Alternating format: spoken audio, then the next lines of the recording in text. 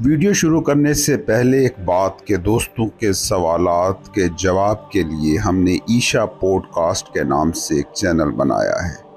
اس کو ضرور وزٹ کریں اور سبسکرائب بھی کریں۔ لنک پہلے کمنٹ اور ویڈیو کی ڈسکرپشن میں موجود ہے۔ اس کے علاوہ آڈیو بکس کے لیے چینل ہم نے الگ کر دیا ہے جس کا نام عیشا بکس ہے، اور مثنوی کے لیے ہم نے الگ چینل مختص کیا ہے جس کا نام ہے مسٹک رومی۔ ان چینلز کے لنک بھی ویڈیو کی ڈسکرپشن اور پہلے کمنٹ میں موجود ہیں، ضرور وزٹ اور سبسکرائب کریں۔ آئیے اب چلتے ہیں آج کی ویڈیو کی طرف۔ اگر انسانی زندگی اور خاص طور پر جدید انسان کی مسائل زدہ زندگی کو سمجھنا ہو تو ایک بنیادی چیز کو سمجھنا انتہائی ضروری ہے، اور وہ بنیادی چیز ہے خواہش۔ دیکھیں، خواہش وہ خام مواد ہے جو انسانی انا کو تخلیق کرتی ہے، اور انسانی انا چونکہ خواہش نام کے اس تشنہ مواد سے بنی ہے، اس لیے تشنگی اس کی بنیادی نیچر ہے، اور یہ تشنگی پیدا کرتی ہے دکھ کو، پین کو۔ خواہش کیا ہے؟ خواہش اس دماغ کا نام ہے جو نجات کی راہ ڈھونڈ رہا ہے، جو چیزوں میں مسرت ڈھونڈ رہا ہے، جو انسان کی زندگی کے تجربے سے باہر موجود چیزوں سے دکھ، سکھ، کامیابی، ناکامی جوڑ کے دکھا رہا ہے۔ اور دماغ یہ سب کر رہا ہے اس لیے کہ وہ انسان کو کچھ آفر کر سکے۔ زندگی کی مسرت، ہستی کی حقیقی خوشی اور جوائے کے متبادل کے طور پر جب مائنڈ یہ سب چھین لیتا ہے تو اس کے متبادل کے طور پر جو کچھ انسان کے سامنے پروستا ہے وہ یہی خواہشیں ہیں۔ یاد رکھنا، جب تک تمہارا دماغ ہو تم نام ہی ہو خواہشوں کا، ضرورتوں کا، خود سے منسلک چیزوں کا، اور اس کے بغیر یہاں کوئی تم نہیں سوائے محض ایک امکان کے، ایک تشنہ امکان، ایک بیج جو پھوٹ سکتا تھا مگر ابھی تک پھوٹا نہیں۔ اس حالت میں خود آزاد ہونے اور روحانی بیداری کی تمہاری خواہش بھی محض ایک اور خواہش ہے، ایک اور تمنا، ایک تمنا جو مستقبل میں تمہیں کامل کرے گی، زیادہ فلفلنگ کرے گی، بھرپور کرے گی۔ اس لیے خواہش سے آزادی نہ ڈھونڈو، نہ انلائٹنمنٹ کے حصول کی کوشش میں کھپو۔ تمہارے پاس جو ذریعہ ہے وہ ایک ہی ہے، اس پل میں، لمحہ موجود میں حاضر باش رہو۔ دماغ بن کر نہ جیو، دماغ کے دیکھنے والے بن کر جیو۔ تب سے انسان صرف دکھ جی رہا ہے جب سے وہ اپنی اوریجنل حالت سے الگ ہوا ہے۔ مذاہب کی اساطیر کی زبان استعمال کروں تو جب سے وہ جنت سے نکلا ہے، جب سے لفظوں اور لیبلوں کے ذریعے خواہشوں کے چنگل میں پھنسا ہے۔ عیسیٰ علیہ السلام سے کسی نے پوچھا تھا کہ جنت میں کیا ہوگا؟ انہوں نے بڑا خوبصورت جواب دیا تھا۔ انہوں نے کہا تھا وہاں وقت نہیں ہوگا۔ There will be time no more۔ انسان تب سے دکھی ہے جب سے وہ وقت اور ذہن کی اقلیم میں داخل ہوا ہے، اور جب سے اس نے ہستی کی آگہی کھوئی ہے۔ انسان تب سے دکھی ہے جب سے وہ وقت اور ذہن کی اقلیم میں داخل ہوا ہے، اور جب سے اس نے ہستی کی، بینگ کی آگہی کو کھویا ہے۔ آج انسان ایسے کربناک موڑ پر کھڑا ہے جہاں وہ خود کو اس کائنات کا اجنبی مسافر مان رہا ہے، ایسا جزو جو اپنے کل سے کٹ کے کھڑا ہے۔ جب تک تمہارے زندہ ہونے کا سارا احساس مائنڈ سے ماخوذ ہے، مائنڈ سے جڑا ہے، یاد رکھنا دکھ تم پر لازم ہے۔ تصوف کی زبان میں کہوں تو جب تک لاشعور غیر حاضر خواہشوں کی اقلیم میں جیتے رہو گے، درد مقدر رہے گا۔ جب میں درد کہتا ہوں تو اس سے مراد ہے سائیکولوجیکل پین، نفسیاتی درد، جذباتی درد۔ مگر یہ نفسیاتی پین ہی ہے جو بعد میں جسمانی درد بنتا ہے، بیماریوں کی وجہ بنتا ہے۔ پچھتاوا، نفرت، خود ترہمی، احساس گناہ، گلٹ، غصہ، ڈپریشن، حسد، मुकाबला या कोई छोटी से छोटी बेकरारी, बेचैनी भी, ये सब दर्द ही की शक्लें हैं। और जब तुम लज्जत या खुशी भी महसूस करते हो, उसको भी गौर से देखना, उनमें भी दर्द का बीज छुपा होता है। ज़मान में और मकान में, टाइम एंड स्पेस की दिमागी दुनिया में मुस्तकिल नोयत की मुसर्रत कहीं अपना वजूद नहीं रखती। याद रखना, ज़मान और मकान में कुछ भी हो, उसका मुतजाद हमेशा आसपास मौजूद ही होगा। नशे में धुत इंसान यकीनन लज्जत और खुशी को महसूस कर रहा है, मगर जो ही नशा टूटा, खुशी दर्द में ढली।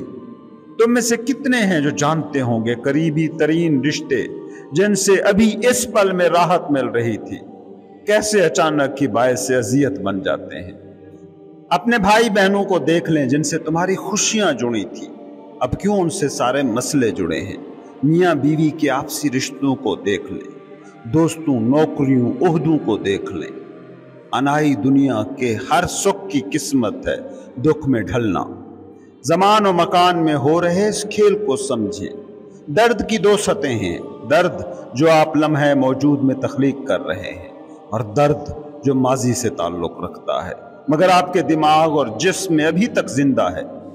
मौजूदा लम्हे में दर्द की तख्लीक से रुकना और माजी के दर्द को तहलील करना, ये वो बुनियादी सवालात हैं जिन पर इंसान को अब सोचना होगा।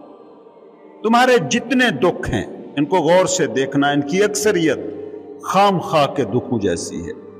ये सारा दुख खुद तख्लीक करता है और इसकी वजह बस एक है, तुमने अपने जहन को बेमहार ख्वाहिशों की बंजर ज़मीन में भटकने के लिए छोड़ रखा है।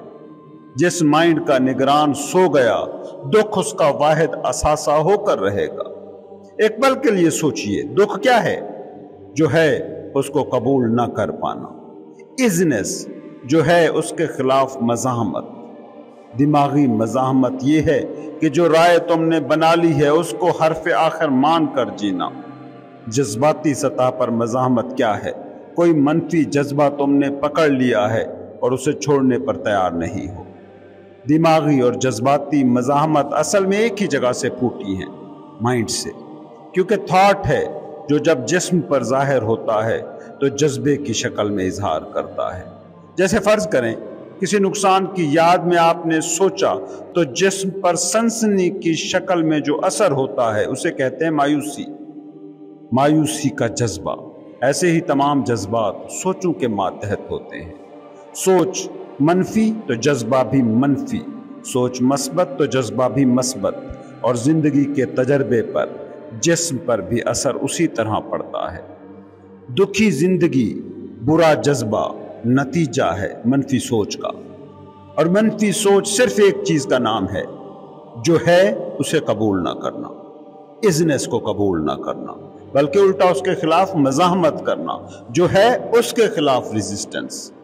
इस बात को समझें कि नुकसान मायूसी को जज्बा नहीं बनाता, सोचें हैं जो मायूसी को तख्लीक करती हैं।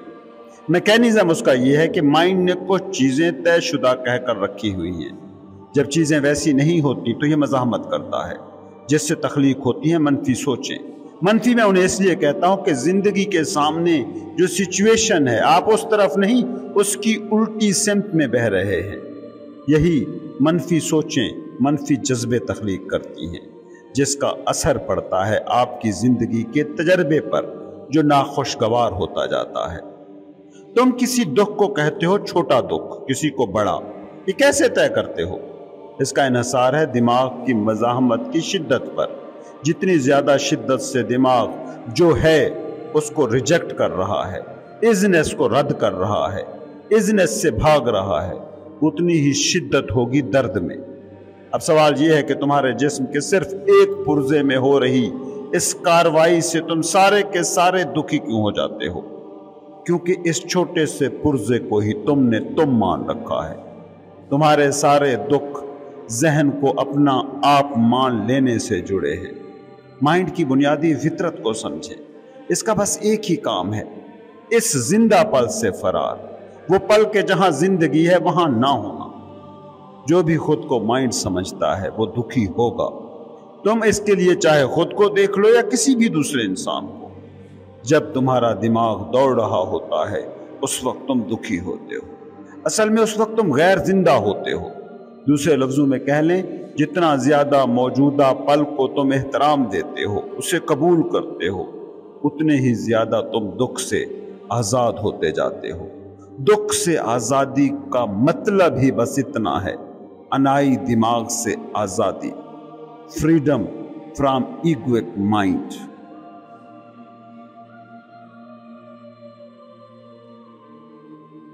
پہلی چیز تو یہ سمجھنے کی کوشش کریں کہ دماغ کا اس وقت جو انسان پر غلبہ ہے وہ شعور، کانشیسنس کے ارتقاء کی ایک منزل کے سوا کچھ اور نہیں، مگر اب یہ انسان کی زندگی اور موت کا مسئلہ ہے کہ وہ شعور کی، کانشیسنس کی اگلی سیڑھی، اگلے سٹیپ کی طرف بڑھے۔ یاد رکھیے، اگر ایسا نہ ہوا تو ہم اس مائنڈ کے ہاتھوں تباہ ہو جائیں گے، وہ مائنڈ جو اب ایک عفریت میں ڈھل گیا ہے۔ ایک اہم بات یہاں جان لیں کہ تھنکنگ اور کانشیسنس، سوچنا اور شعور، یہ دونوں ایک چیزیں نہیں ہیں۔ سوچنا یا تھاٹ پروسیس آپ کے شعور کا بس ایک چھوٹا سا منحنی سا پہلو ہے۔ تھاٹ شعور کے بنا اپنا وجود نہیں رکھ سکتا، مگر شعور کو اپنی بقا کے لیے تھاٹس کی قطعاً بھی ضرورت نہیں۔ انلائٹنمنٹ جسے آپ کہتے ہیں وہ کیا ہے؟ اس کا مطلب ہے تھاٹس سے ماورا ہو جانا، تھاٹس سے بلند ہو جانا، نہ کہ تھاٹس کی سطح سے بھی پست ہو جانا۔ دماغ بند نہیں کرنا، اس کو اپنے تابع کرنا۔ تھاٹس کی سطح سے پست ہو جانا جانوروں اور پودوں کا شیوا ہے، انسان کا نہیں۔ انلائٹنمنٹ کی حالت میں آپ سوچنے کی صلاحیت سے محروم نہیں ہوتے، بلکہ اسے اپنی مرضی سے استعمال کرنے والے بن جاتے ہیں، اور پہلے سے کہیں زیادہ اسے فوکسڈ اور مؤثر طور پر استعمال کر سکتے ہیں۔ بیدار انسان ذہن کو زندگی کی عملی ضروریات کے لیے استعمال کرتا ہے، سروائیول کے تقاضوں کے لیے استعمال کرتا ہے، مگر وہ اس اندرونی مکالمے اور سر میں اٹھ رہے مسلسل شور سے آزاد ہوتا ہے جو آج کے انسان کے ذہن میں ادھم مچا رہا ہے۔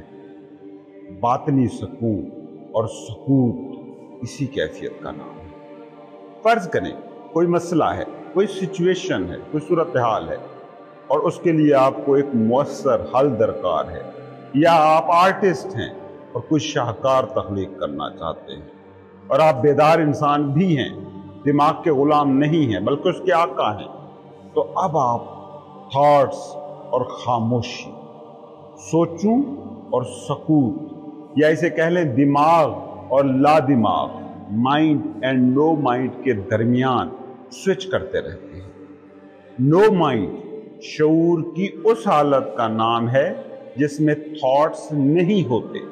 صرف یہی وہ حالت ہے جس میں انسان کریٹیولی، تخلیقی انداز میں سوچ سکتا ہے، کیونکہ صرف یہی وہ حالت ہے جس میں تھاٹس کے پاس حقیقت میں طاقت ہوتی ہے۔ اکیلے تھاٹس جب وہ شعور کی کہیں وسیع سلطنت سے جڑے ہوئے نہ ہوں تو جلد ہی بنجر ہو جاتے ہیں، دیوانگی اور پاگل پن کی سرحد تک جا پہنچتے ہیں، تباہ کن ہو جاتے ہیں۔ مائنڈ اپنی فطرت میں ایک سروائیول مشین ہے، ایک بقا کا ٹول جو دوسرے دماغوں کے خلاف حملہ اور دفاع کرتا ہے، اٹیکس اور ڈیفنسز۔ معلومات کو جمع کرنا، انہیں سٹور کرنا، ان کا تجزیہ کرنا، یہ دماغ کا کام ہے، اور دماغ اسی کام میں ہی ماہر ہے۔ یہ اپنی ذات میں کوئی تخلیقی، کوئی کریٹیو ٹول پرزا نہیں ہے۔ تمام حقیقی اور بڑے آرٹسٹوں کو دیکھ لیں، چاہے وہ اس حقیقت کو جانتے ہوں یا نہ جانتے ہوں، وہ نو مائنڈ کی حالت میں ہی اپنا شاہکار تخلیق کرتے ہیں۔ نو مائنڈ باطن کو، انسان کے اندر کو پرسکون کر دیتا ہے۔ اس کے بعد باری آتی ہے مائنڈ کی، دماغ کی، جو اس بصیرت یا کہہ لیں اس تخلیقی رو کو فار، ساخت، حیت یا ڈھانچہ دیتا ہے، اسٹرکچر دیتا ہے۔ حتیٰ کہ کئی عظیم سائنسدان یہ بات کہتے آئے ہیں کہ ان کے جو بڑے بڑے کارنامے، بڑے بڑے بریک تھرو تھے، وہ ان لمحات میں وجود میں آئے جب ان کا مائنڈ مکمل طور پر سائلنٹ تھا یا خاموش تھا۔ اس حوالے سے ایک انتہائی دلچسپ تحقیق ہوئی جس میں جدید فزکس کے معمار آئنسٹائن سمیت امریکہ کے ممتاز ماہرین ریاضی شامل تھے۔ اس ریسرچ کا موضوع تھا بڑے بڑے میتھمیٹیشنز کے کام کرنے کے طریقے۔ اس تحقیق کا خلاصہ یہ کیا گیا کہ تھنکنگ ایک ایسا ماتحت فعل ہے جو تخلیقی عمل کے اہم فیصلہ کن لمحے میں مختصر سے وقت کے لیے شامل ہوتا ہے۔ اس لیے میں تو یہ کہوں گا کہ آج سائنسدانوں کی عظیم اکثریت اگر تخلیقی نہیں رہی ہے، کریٹو نہیں رہی ہے، تو اس کی وجہ یہ نہیں ہے کہ وہ نہیں جانتے کہ سوچنا کیسے ہے، بلکہ یہ ہے کہ وہ یہ نہیں جانتے کہ ہاؤ ٹو اسٹاپ تھنکنگ، سوچنے سے رکنا کیسے ہے۔ زمین پر زندگی کا معجزہ، اس کی بقا، اس کا تسلسل، اس کا قیام، اس کا تواتر، اس کی وجہ دماغ یا سوچنے کا عمل نہیں ہے۔ یہ بات قطعی طور پر واضح ہے کہ زمین پر اس معجزے کے پیچھے جو انٹیلیجنس، جو ذہانت کار فرما ہے، وہ جسٹ مائنڈ، انٹلیکٹ سے کہیں بڑی ہے۔ کیسے ایک اکلوتا انسانی خلیہ کہ جس کا ڈایامیٹر 1 انچ کے 1000ویں حصے کے برابر ہے، اپنے اندر موجود ہر ایک ڈی این اے میں اتنی معلومات لکھ کے بیٹھا ہے کہ جسے اگر آپ کتابی شکل میں لے آنا چاہیں تو 600 صفحات کی 1000 سے زیادہ کتابیں اس سے لکھی جا سکتی ہیں۔ جتنا زیادہ ہم جسم کے کام کرنے کے طریقے کے بارے میں جانتے جا رہے ہیں، اتنا ہی یہ احساس قوی ہوتا جا رہا ہے کہ ایکٹیو انٹیلیجنس، فعال ذہانت کتنی عظیم ہے، اور یہ کہ اس عظیم ذہانت کے بارے میں ہم بہت ہی کم جانتے ہیں۔ جب مائنڈ اس گریٹر انٹیلیجنس کے ساتھ جڑتا ہے، اس عظیم ذہانت کے ساتھ مل کر کام کرتا ہے، تب یہ ایک حیرت انگیز ٹول بن جاتا ہے، اور اس کے بعد یہ خود سے عظیم تر مقاصد کی تکمیل کی وجہ بن جاتا ہے۔ اب ان تھاٹس کا دوسرا پہلو سمجھنے کی کوشش کریں، جسے آپ جذبہ یا ایموشن کہتے ہیں۔ یاد رکھیں کہ مائنڈ محض سوچوں کا نام نہیں ہے، بلکہ اس میں جذبات اور تمام غیر شعوری دماغی جذباتی رد عمل بھی شامل ہوتے ہیں۔ جذبات کا ابھار جسے آپ کہتے ہیں، ایموشنل رائز، یہ وہ نقطہ ہے جہاں جسم اور دماغ ملتے ہیں۔ جذبات ذہن میں موجود سوچوں کا وہ رد عمل ہے جو جسم دکھاتا ہے، یا اس کو یوں کہہ لیں، سوچیں جسم میں اپنا جو اظہار کرتی ہیں اس کا نام ہے ایموشن یا جذبہ۔ مثال کے طور پر دماغ میں سوچ آتی ہے کہ سامنے موجود شخص میرا دشمن ہے، یہ مجھ پر اٹیک کرنے والا ہے، یہ مجھے نیچا دکھانے کی کوشش میں ہے۔ ایسی صورت میں جسم کیا کرتا ہے؟ جسم اس سوچ کے مطابق توانائی کو تخلیق کرتا ہے، جسے ہم ایک جذبے کا نام دیتے ہیں، اور یہ جذبہ ہے غصہ۔ اصل میں جسم لڑنے کی، مقابلہ کرنے کی تیاری کر رہا ہے۔ یہ تھاٹ کہ آپ کو خطرہ ہے، جسمانی یا نفسیاتی کسی بھی قسم کا، اس وقت جسم سکڑ جاتا ہے۔ اس کو ہم خوف کا جذبہ کہتے ہیں، جو اصل میں اس تھاٹ کا جسم پر ہو رہا رد عمل ہے۔ سائنسی ریسرچز بتاتی ہیں کہ شدید جذبات جسم کی بائیو کیمسٹری کو بدل دیتے ہیں۔ یہ بائیو کیمیکل تبدیلیاں جسم کی سطح پر اپنا اظہار جذبات کی شکل میں کرتی ہیں۔ آپ کو عموماً اپنے تھاٹ پیٹرنز کا شعور نہیں ہو پاتا، اور اکثر یہ ہوتا ہے کہ آپ ان سوچوں سے اس وقت آگاہ ہوتے ہیں جب اپنے ایموشنز پر غور کرتے ہیں۔ جس شدت سے آپ مائنڈ سے آئیڈینٹیفائیڈ ہوتے ہیں، اسی شدت سے آپ کی پسند اور ناپسند، آپ کی ججمنٹس، آپ کی تشریحات میں جذباتی توانائی زیادہ ہوتی ہے۔ چاہے آپ اس بات سے آگاہ ہوں یا نہ ہوں، اگر آپ اپنے جذبات کو محسوس نہیں کرتے ان سے خود کو علیحدہ کر لیتے ہیں تو پھر اس کے نتائج جسم پر پڑتے ہیں بطور کسی مرض کے۔ حالیہ سالوں میں بہت کچھ اس موضوع پر لکھا جا چکا ہے، اس لیے اس کی تفصیل میں جاننے کی یہاں کوئی زیادہ ضرورت نہیں ہے۔ ایک مضبوط لاشعورانہ جذباتی پیٹرن، انکانشیس ایموشنل پیٹرن اپنا اظہار کسی بیرونی واقعے میں بھی کر سکتا ہے۔